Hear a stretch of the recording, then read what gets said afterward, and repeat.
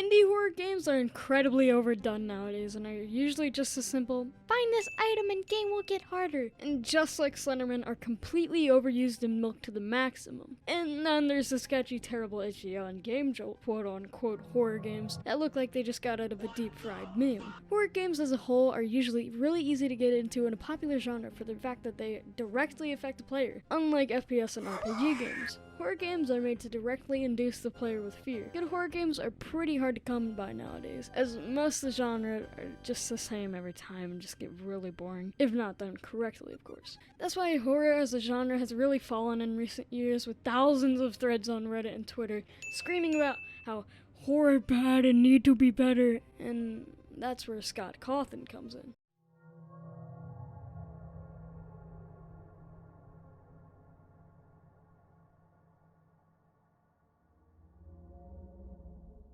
On a cool summer day on August 8th, 2014, the first FNAF game came out after a string of random educational religious games, which for some reason had unintentionally horrifying animals as the main characters.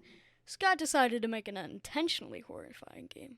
But this time around, instead of real animals, he said fuck it and made the murderous, horrifying robots inside a knockoff Chuck E. Cheese, where instead of the slogan being a kid can be a kid, it's a kid can be stuffed in a fucking fursuit. But if you're here for an incredibly in-depth analysis of the lore, I recommend you click off now because there's another certain YouTuber that you can watch for that. In the initial release of the game, the hype started off slow. Then it blows the hell up through Let's Plays, banging ass music, and that too. A lot of the people playing the game at first claimed it was the freakiest and most scary game they've ever played, which is a really bold ass statement.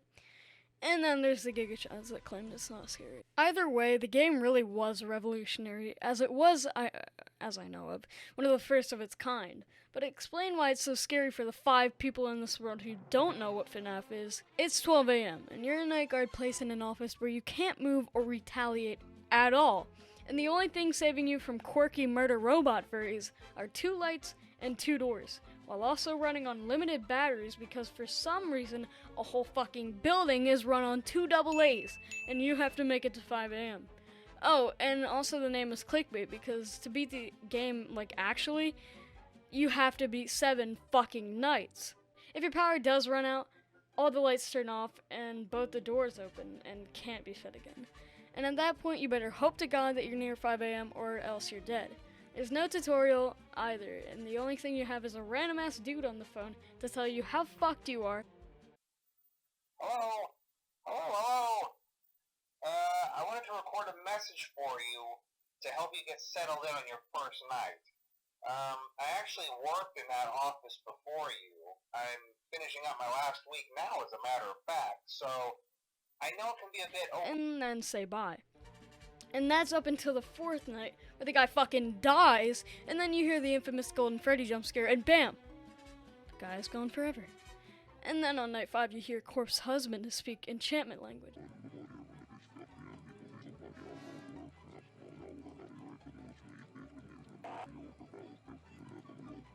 If you're good enough at the game, you can complete night 5, and finally, quote-unquote, beat the game.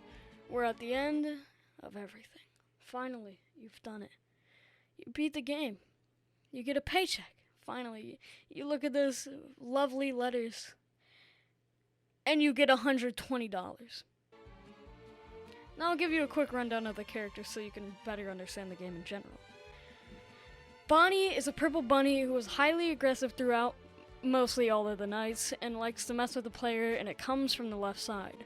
Chica is a yellow chicken who comes in through the right, regularly in the kitchen, and is most likely the animatronic that cooks, or whatever. Foxy is a pussy and hides in a cove. You can't look at him too much or he'll come out, and you can't look at him too little or he'll come out. So basically you're fucked either way. And Freddy, he's not aggressive up until night 4, which he gives off audio cues whenever he moves. He also has a guaranteed jump scare if you run out of power. One of the things that makes this game especially scary is the fact that you cannot move. So you can't get out of your seat and run out the pizzeria, and you can't beat the ever-living shit out of the robots either. This is unlike other horror games where you have weapons and other things to protect yourself, or even just having the luxury to be able to run. And in the FNAF series, you don't get that luxury, but instead, you get your brain as a weapon, and watching all of Markiplier's videos at 2 in the morning to learn strategy. But after a while, the jump scares don't make you shit your pants anymore, but instead they make you mad as hell, and it gets annoying to keep playing. This is more apparent in the harder modes of the game, such as 2020 mode, where the game, instead of being a survival game, turns into a jump scare simulator. The other downside is that after you beat all the nights, there's not really a reason to not launch Steam and install it, and never play it again, seeing as the game has barely any replay value at all. Knowing this, Scott needed to make a new game and fast, so he went back to his PC and came out a few months later with this.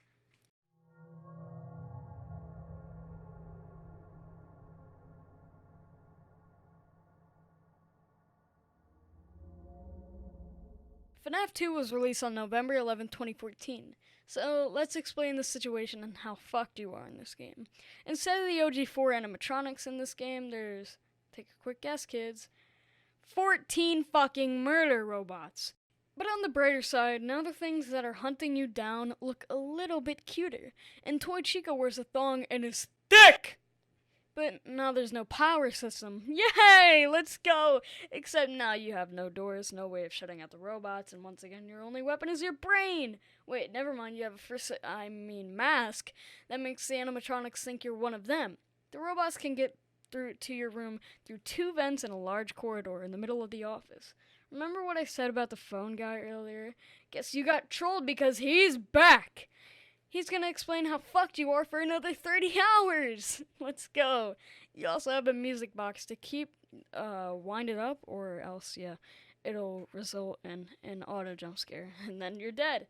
The point of the mask is that you need to put it back on any time an animatronic is in the vents or in your room, so that they leave, because for some reason they believe that you're one of them. Except for Foxy, because he's a smart guy and somehow knows you're not one of the animatronics, and you need to give him epilepsy to get him out of your corridor. Yeah, I think you can understand how hard this game is now. The game is really scary, except for the fact that the jump scares are literally just PNGs zooming into the camera with a loud-ass noise. This game dives more into the lore with creepy minigames, but I'm not going to talk much about that, as said earlier. A few more months later, we got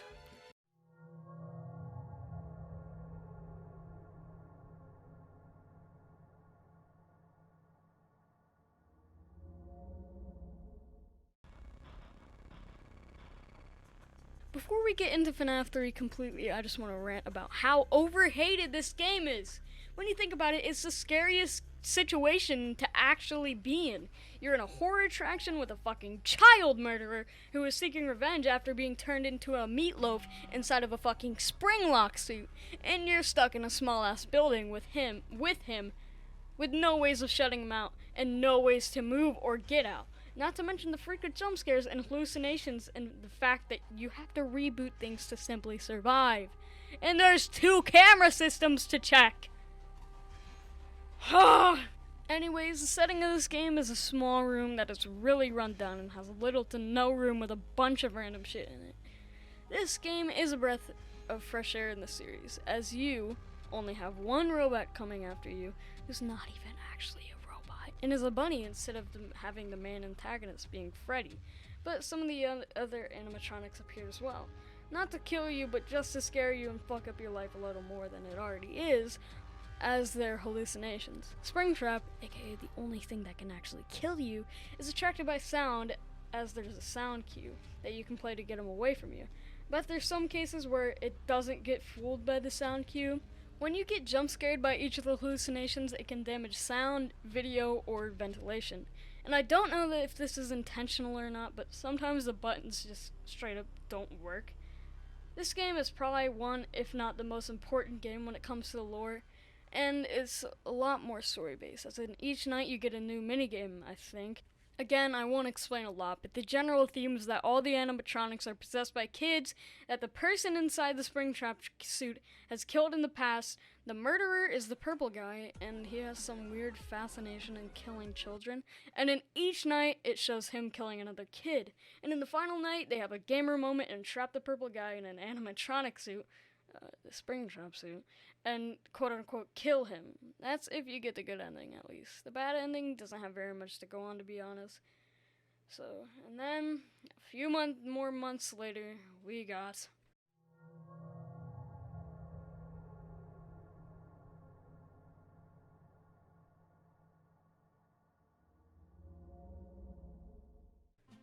FNAF 4 was released on July 23rd, 2014, and this one is considered the scariest by most because it's fucking terrifying for many reasons.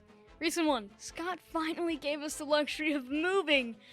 Oh my god, I'm so thankful. But once you get into the game, you realize it's not a fucking luxury because you have to check the doors, closet, and also behind you.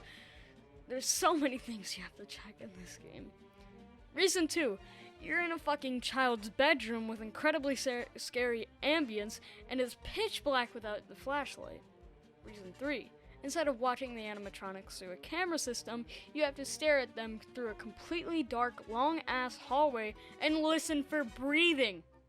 Reason 4, the animatronics are complete nightmare, you see what I did there, fuel, and the scariest ones yet. And reason 5, there's no tutorial, no phone guy, and absolutely nothing but your ears to help you. Bonnie and Chica come through the doors and Foxy comes out the closet.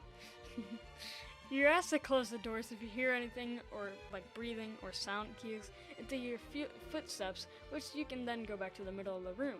The nights are much shorter, and there are also mini games throughout after you beat the night, and before you start the next. Also, Springtrap is back! Yes!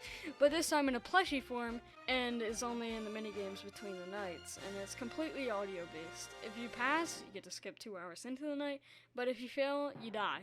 The character you're playing as has his birthday in 5 days, but his siblings like to scare him a lot because he's deathly afraid of the animatronics from the pizzeria, and to be fair, I would be too. The big day has finally arrived, and you shouldn't put him near the animatronics. Guys, this isn't a good troll. This isn't a good troll anymore, guys. And then the kid fucking dies. Bam! Dead on the spot, just like that. Night 5 only contains 1 animatronic. You would think that would be easy as fuck. But, you're wrong. This animatronic shows up everywhere at Mach 5 speeds, and it's just fucking built different! The worst part of this game isn't even the ambience or the environment, though. It's the fact that you have to turn your volume all the way up so you can listen for breathing. But instead of actually listening for breathing, you just get your ears blasted by fucking jump scares. Oh my god. And Five Nights at Freddy's 4 was treated as the last of its kind.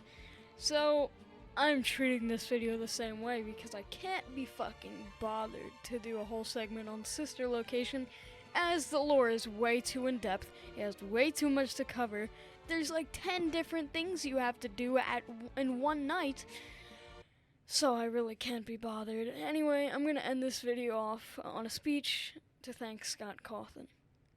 Thank you, Scott Cawthon, for building an awesome community and shaping childhoods and even the horror genre as a whole.